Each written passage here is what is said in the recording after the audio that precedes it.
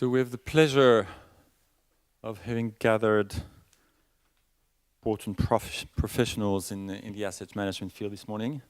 We have Peter de Proft, who's, as we know, the Chief Executive Officer of EFAMA. We have Jean-Marc Goy, who's Counsel for International Affairs at CSSF, the Luxembourg regulator, and Urban van Red, who's the Director of Public Policy at Fidelity International. What I would like to do in the time we have is really first to listen to each of them so that they can point out what, in their view, are the biggest issues facing investors and asset managers post-Brexit.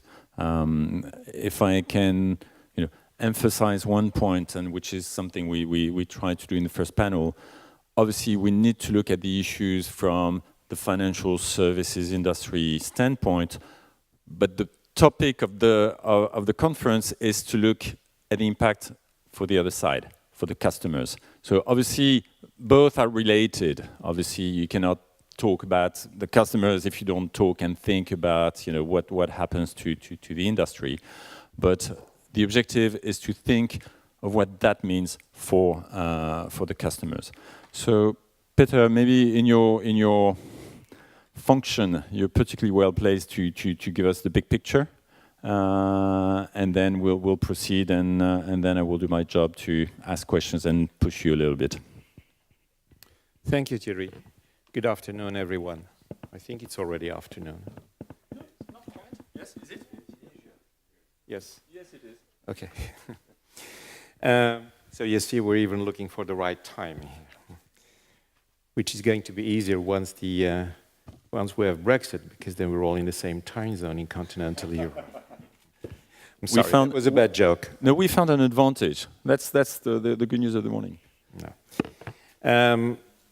So talking as EFAMA, and we think we're the representative association of the European fund and asset management industry, we have EU and non-EU members, first to say. We are a pan-European association. We have national associations as members, and we have lots of direct corporates who are members from all over the world. So if we look at Brexit, then we have to look at two things. First, that is the interests of our members, but you were saying you look at the outside. And of course, what we absolutely need to do is to keep a strong focus on the investors' interests, because without investors, there's no asset management industry. It's very clear. And so we are now all looking at the crystal ball. And if I listen carefully to Olivier, that is confirming what we all hear, there's first going to be the discussion about, let us say, quote unquote, the terms of the divorce, and then about the future and what that framework is going to be. Now, if I'm reading the Financial Times this morning, then we see suddenly, or not suddenly, we see the appeal of the city industry to the politicians saying, look, we need this framework really, really fast, and we need to know where we're going. Of course, we couldn't agree more, because we are continuing to work in a framework of savings, investing, performance. You see the reports about the asset management industry. And savers need to keep, and clients need to keep their trust in what we're doing in this pan-European, even worldwide framework. So Brexit is a phenomenon which we, of course, I would say, all but personally deeply regret, and is going to make life much more complicated. On the other hand, we see that firms are already making a number of decisions. And at the same time, we even notice that at a national level, number of regulators are saying in what a beautiful environment they are doing their regulations in different countries in Europe. So this is an interesting phenomenon at the same time as where we are developing this capital market union, as Olivier is saying, and one of the very important, I wouldn't say achievements, but projects in that capital market union is the pan-European personal pension product, where we are appealing to individual savers, especially more the younger generations, because the younger generations, if I may call this the Erasmus generation, they're traveling and studying with their backpack around Europe, but they're also saving individually. It's the future individually for their own pension plans.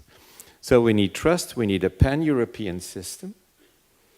This in an environment where it is very difficult to assess how the future in 3, 4, 5 years is going to be from a framework. So we need absolutely to keep the actual standards and focus on the investor interest. Well, of course, we have a strong commitment to safeguard the interests of our industry. We have to preserve its diversity and foster a competitive European asset management sector who is working to the benefits of its investors and the economy, regardless of the negotiations and the final outcome of the Brexit discussions. We need to continue working. And so we think that fair competition is good for the industry and investors alike. We support and continue to foster the creation and deepening of the single market within Europe. And we will continue to be a strong supporter of a well-functioning, competitive single market. And there we need a sound regulation and supervision. And of course, we are discussing with the national regulators, with the European regulators, because there needs to be a level playing field and conditions for participation in the EU single market. So we need that supervisory convergence and the clarity. And we need to preserve the competitiveness of our industry also on a worldwide level. Very important. And of course, just to stress the last point of the previous panel, we need an orderly Brexit. The last thing we need is chaos in the financial markets.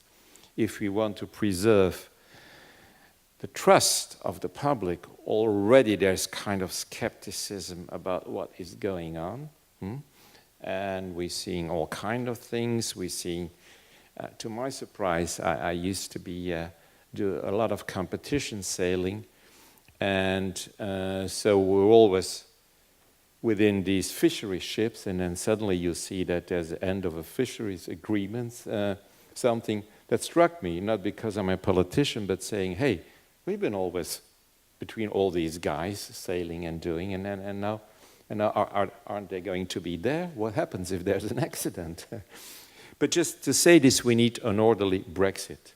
I'll stop here and hand over to the colleagues. Many thanks, Peter. Urban, how do you see things in your function and as a representative of a major, that's an understatement, asset management company? Yes, thank you. Well, first of all, I mean, it's great that you mentioned or took as a starting point that we have to do what's best for the clients. And I think there I would like to add to what Olivier Gosson said, who said that it's not the Commission that builds the Capital Markets Union. He said that it's the players. I would say that it's the players, we as managers and everyone else in the industry, but it's also clients, the investors in Europe that build the Capital Markets Union, because we can offer products, we can offer services, but someone has to be there and buy it from us as well and have confidence in what we're offering. Just a few words about Fidelity. We're a true pan-European global asset managers. We have offices in 16 countries in Europe, and also in Asia, North America, etc. So we look at this really from the client side. We have management companies in 4 countries already in Europe. So we want, as a firm, a reasonable and kind of well-balanced Brexit. If we look at what's already now on offer for European clients, be it retail or wholesale, we're primarily in the UCITS business. And UCITS, as you all know, it has been a tremendous success, not just in Europe, but globally. We now have UCITS not just in the 28 member states, but actually in total in 75 countries over the world. So it's a fantastic export product. And what's on offer there, and what hopefully will also post-Brexit be on offer, is a true European product. Where we do have in Europe, we have supervision, we have risk and oversight functions, etc. But then what we do is that we outsource and delegate functions to other parts of the world. If it's US equities, we may have the fund managers in the US. In Asia, they may be in Asia, etc. And as this has been with us ever since UCITS started, it shouldn't really be a Brexit-related issue, but it has been dragged into the Brexit debate, the issue about delegation, possibly on the margin, but at the same time, it's there. And I think we say, Peter mentioned the pan-European pensions product, and I think what is important to us is that we focus on the pan-European aspect of capital markets, because we all know that as a consequence, or there is a risk at least that we will all be poorer as a consequence of Brexit, at least if we let Brexit fragment the markets even more.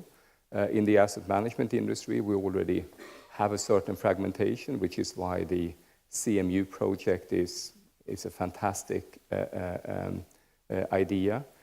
We need to break down borders even more in Europe already now, which is why the initiatives around pan-European pensions, cross-border distribution, etc., are supported by us. So let's hope that we will not raise additional barriers.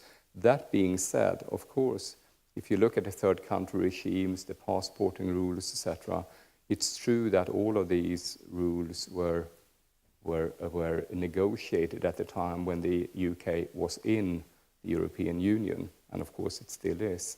But no one ever thought of the UK being outside of Europe. So while it's natural that we all look at the supervisory regimes, about the prudential regimes, etc., we have to look beyond Brexit and make sure that all of this system works also post-Brexit on a pan-European basis. I leave it at that for them. Thank you very much for those initial remarks. Jean-Marc, can you give us the regulator standpoint? And I would say, I mean, correct me if I'm wrong, but there's 2 dimensions in what you can say. There's the regulator standpoint, and obviously there's the Luxembourg standpoint.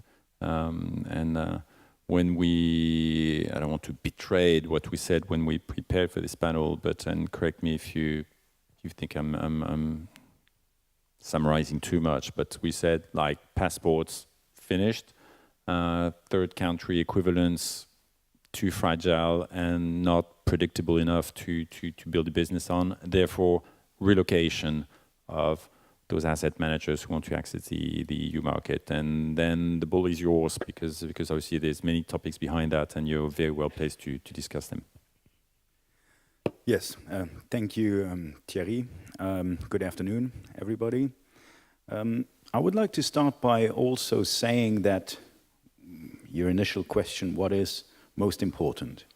Of course, it is the best interests of the investors and the investor protection, and also ensuring that the markets are functioning orderly without disruptions. And these are on the top of our agenda.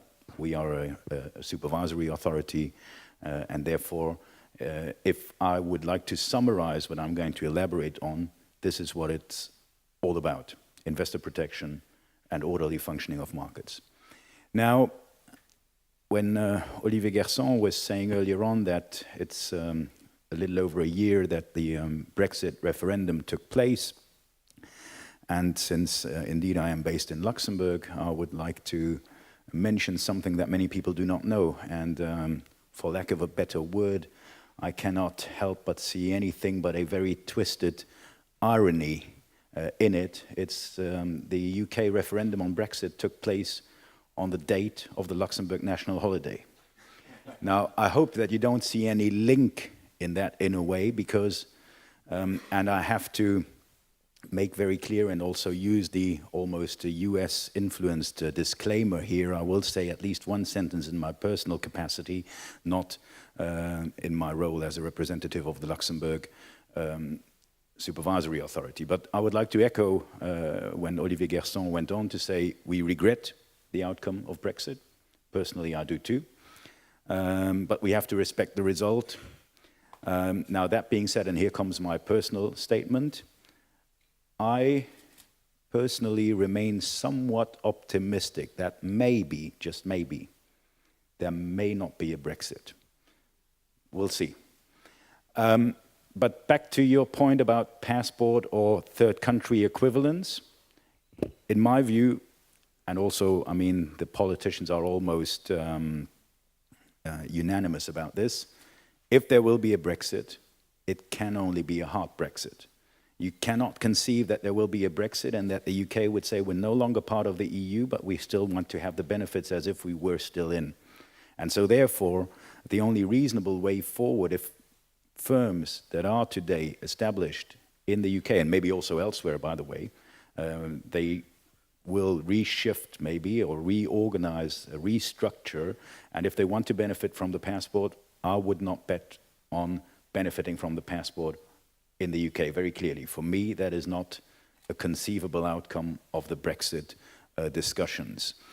Now, back to your question also, what's important in the future? I think in the future, it is crucially important that world-renowned financial centers, both within the EU and outside of the EU in the future, like Luxembourg and London, for example, should continue to build and maintain partnerships and build bridges, because it is in our best common interest, and also in the best interest of the investors, for that matter.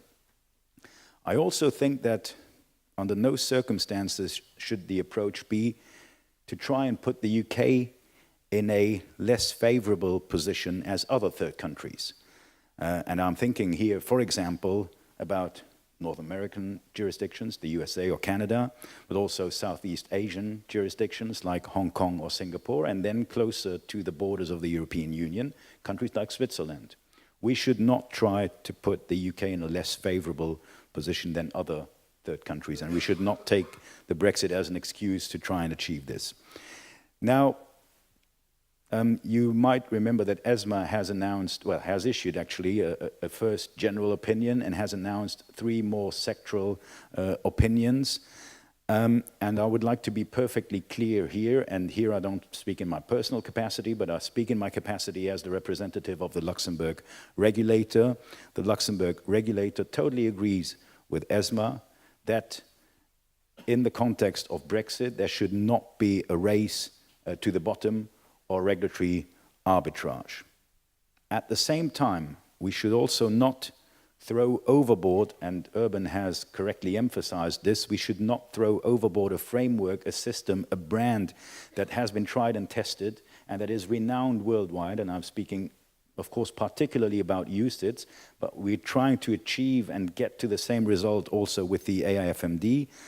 So these frameworks work, and they also work in the best interest of investors, and not only with a handful of very big global players.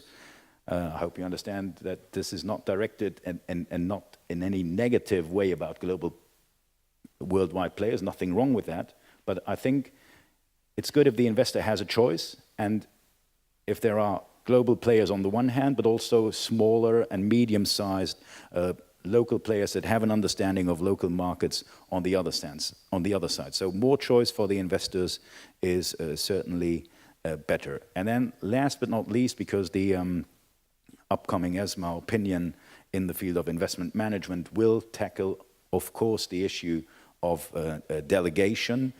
Our position has been in the past and will remain in the future. There needs to be substance in the EU member state where the structure, be it under UCITS or under the AFMD, is set up. Why? Because today, very clearly, the directives state that empty letterboxes are not acceptable. We have always applied that principle, and we will also do that in the future. So brass plate firms or companies are not acceptable and will not be acceptable in the future. Now, that being said, very clearly also, the directives provide that empty letterboxes are not acceptable, but the directives also provide that delegation is possible. So I think we should also keep that in mind. And here I would like to particularly highlight the importance of correct due diligence, monitoring and oversight of delegated functions. And I'll stop here for now, otherwise I'll be too long. Thank you very much. This is extremely interesting. I mean, given the debate that's coming up, you know, listening to you saying what you just said was very, very important and fascinating. So many thanks for those for what you said. I'd like to ask all of you, and perhaps no preference, but to start with Urban. You mentioned that idea that we have to think beyond Brexit. Do you feel that we're on track for a healthy beyond Brexit situation in the asset management industry? I mean, frankly, it's going fine. In order to service the customers, which at the end of the day is one angle we like to take, what counts. So are we on track for that healthy beyond Brexit situation we are all aiming for? Or do we have big loopholes, big traps we should avoid? Yeah, well, it all depends, I presume. I mean, after having listened to the discussion this morning around clearing and banking, etc., I think it's fair to say that while the asset management industry has challenges because of Brexit, they may not be. We may not be in the same situation as those firms. But we can see, for example, having this discussion around delegation, which is then embedded in the UCITS directive, well, since the beginning, really, making it possible for asset managers, and I fully agree with Jean-Marc about on the substance point, that it has been possible to delegate portfolio management to the US, to Japan, to Singapore, etc. And we must keep in mind that this does not mean that management company, still has the liability and responsibility for those investments. And we also have the depository rules, we have the agreements between supervisors to supervise in those countries where we have portfolio managers. But this is being put on the table just because of Brexit. And then, of course, we will have reviews coming up of UCITS, of AFMD. The MiFID regime, of course, was also, to the extent we're talking about distribution, was negotiated at the time when the UK was still around the table, and they will not be around the table next time. And I think at a time when Europe already has very fragmented capital pools as compared to, for example, the US, it would be devastating if we kind of cut off some capital pools. As larger capital pools means more efficiency, scale effects, scale economies, and lower costs for investors. And today, in a way, I think European investors live in the best of two worlds, in the sense that we have a European, safe, tested framework. At the same time, we have access to managers all over the world. And again, there is a risk that this were to change. At the same time, we have to make sure, coming back to what Olivier Gusson said about Capital Markets Union, I mean, in EU 27, we can still reap lots of benefits from improving the systems, streamlining them, harmonizing more, etc. So we have some work to do there as well. So hopefully we will not end up in a more protectionistic kind of mood just because of Brexit, just because we would like to punish the UK or anything like that. And I completely agree with Jean-Marc that there is certainly a case to be made to look at the regimes here, because we didn't really think of Brexit being on the table when we negotiated all of this. But that being said, I think we have to treat the UK now in the same way as we do already now the US, Switzerland, Japan, and others. Because if we don't, if we become more protectionistic and raise barriers, I mean, again, as we're a global firm, we can see also in Asia, and again, we export lots of UCITS to Asia. Also in certain countries in Asia, they would like to see more kind of substance and portfolio management, etc., in their countries.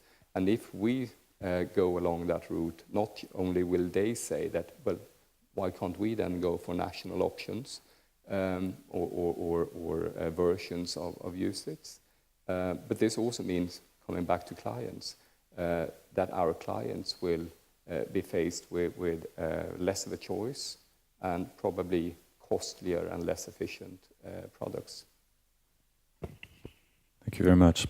Peter, do you feel that the current delegation regime does its job properly and that we should preserve it post-Brexit, and that's, at the end of the day, that's what we need to do, preserve the current situation, or does it need to be revised, improved, changed? Well, of course, we looked with a lot of interest to the ESMA opinion that came out, and we know that there's going to be a very detailed opinion on asset management coming in the next days. We think that the current framework is there, if well applied, to have the delegation for UCITS and for AIFMD. I mean, the first mission statement of EFAMA is to be one of the guardians of the UCITS brand. I think UCITS is a huge success. And having looked in detail to this opinion, and having understood that also within ESMA there's been quite some discussion about it and with the national regulators, which is quite normal, as we have discussions with our members, of course. The framework, if well applied in the different jurisdictions in the same way, is there to have a delegation. We think it can be applied for UCITS and for AIFMD. So we are absolutely in favor of supervisory conversion, but we think it's also important that the regulators see that in all countries, everywhere, this framework is applied in the same way. And then I think that this is a very good way forward, because there's trust in the entire world in the UCITS brand, and this should continue. Jean-Marc, do you want to elaborate further on this very topic? Yes, I'm happy to also give you my input in this respect, especially concerning your question whether we are on the right track. And indeed, the obvious answer, and forgive me, is it's in our hands. But I would see no reason for us to destroy something where we are all grateful that we have it. I mean, my fellow panelists have correctly stressed the success of UCITS, and I think everybody agrees. People around the world, other jurisdictions, come to visit EU regulators to say, how can we copy this success? In Asia, there is initiatives in the Asian Pacific area, but also in Southeast Asia, to copy the system of the passport. So I think, and here I would like to maybe make a reference to a sentence that we're all very familiar with. Past performance is no guarantee for future returns, but it has worked well in the past. It has worked well in the past. I see no reason why we would destroy it ourselves.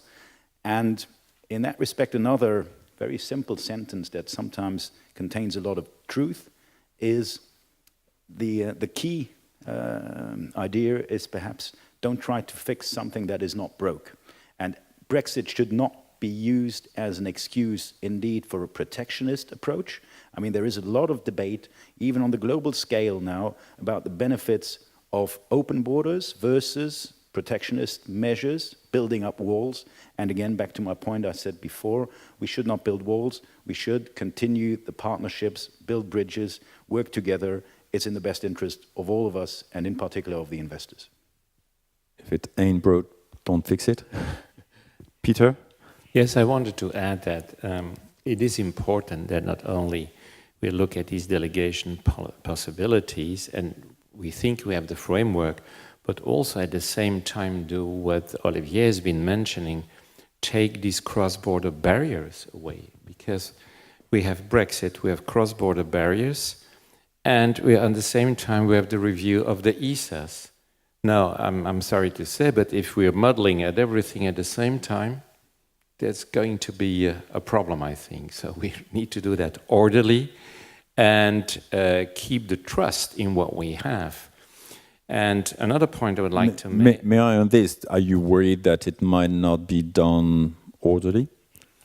I've full confidence in all European authorities, but if we're mixing up things, it is always a little bit more complicated, especially when there's a number of political decisions to be made.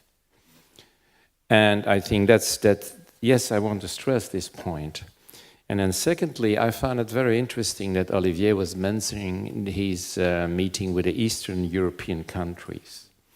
Because we tend to forget that, I mean, we have Paris, Amsterdam, all these financial centers, London. But in the Eastern European countries, you have a younger population, they're trying to save, but they have had different experiences at certain moments with what happened with their savings, also for pensions.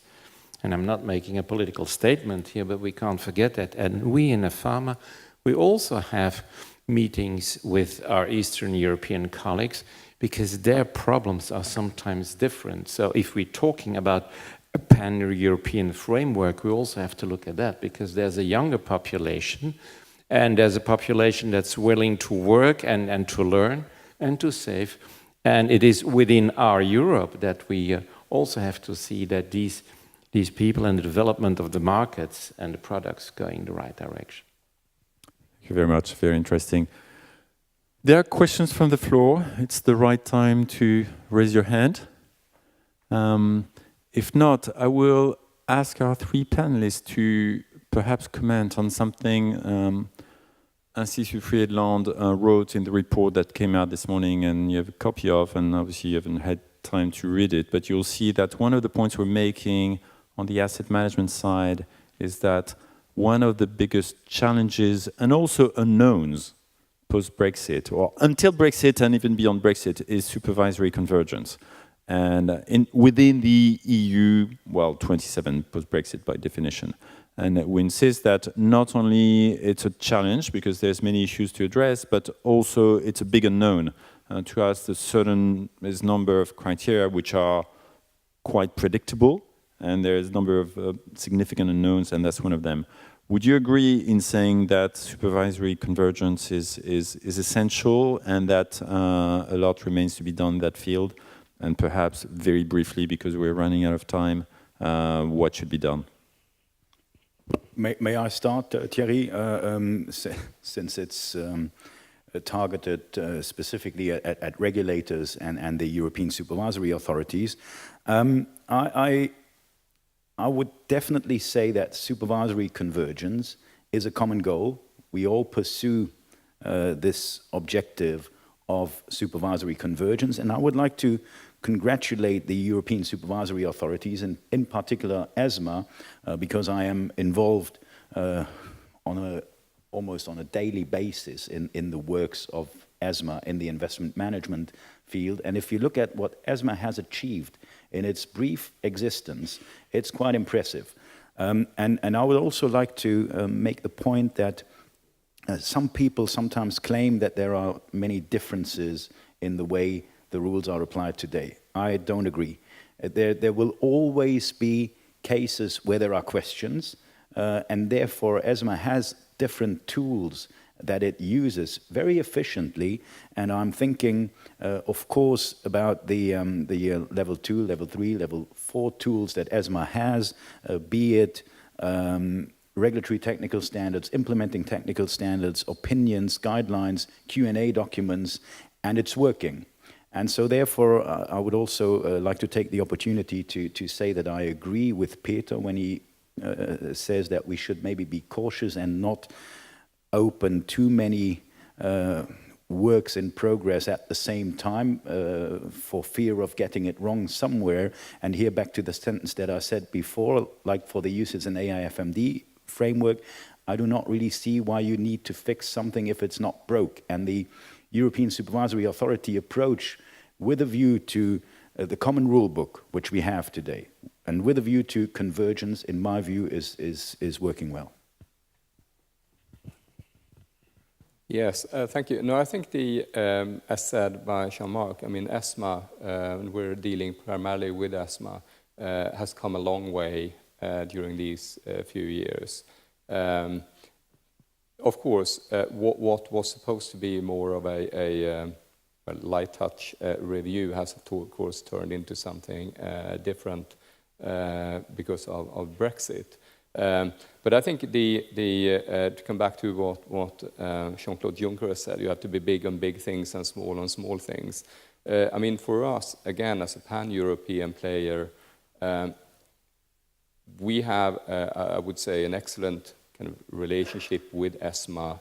They have lots of expertise. I think they can do even more. And especially coming back to when we're talking about the initiatives in Central and Eastern Europe, for example. I mean, not all markets are as developed as, for example, the British or French markets. So I think ESMA has a role to play there as a kind of a center of excellence. And we would, and I think most firms would, benefit from more harmonization, kind of more knowledge also at the local level. Because it will still be, and I agree to what has been said again, I mean, the market doesn't just belong to the pan-European global players. Often national or regional players can be very important, and they may find very important and interesting niches, investing in small and medium-sized companies, etc. And I think the Central and Eastern European Initiative is also about that.